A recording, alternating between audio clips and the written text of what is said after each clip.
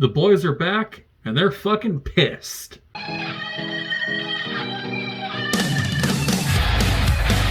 Welcome to Everyone Does Music, where today we're looking at the newest album from British metalcore band Ocean's 8 Alaska called Disparity.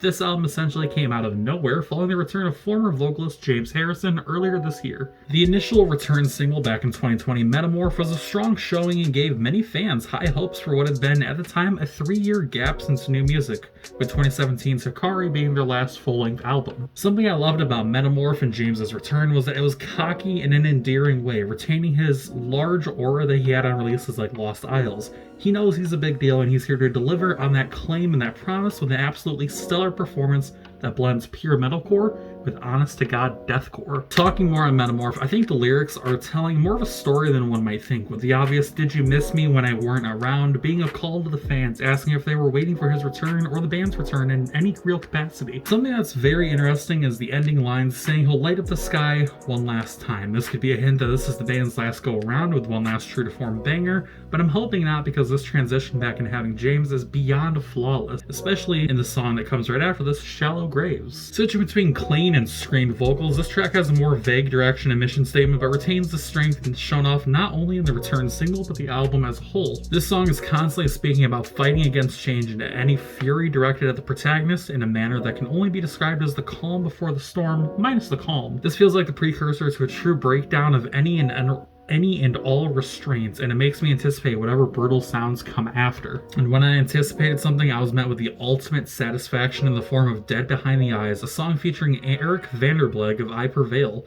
These two dudes on a track is a recipe for a real symphony of destruction. Both of them have the ability to rip open a person's expectations and exceed them in terms of lyrical power and vocal delivery, and they do just that. These two vocally match up to such a degree that it's almost indiscernible outside of Eric's signature pronunciation with his screaming, especially with the lines "manifest what is left by this fiend I've driven." If I'm not mistaken, they even switch up on the vocals in the chorus, either combining or taking a backseat to each other with flawless transitions.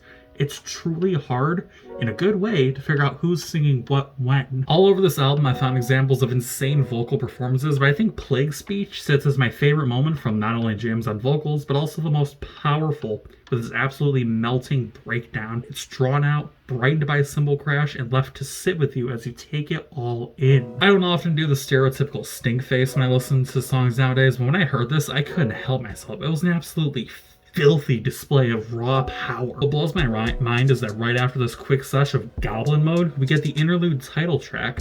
I usually dislike interludes for the sake of them being there inserted just randomly instead of another song, just to kind of pad out the album's length.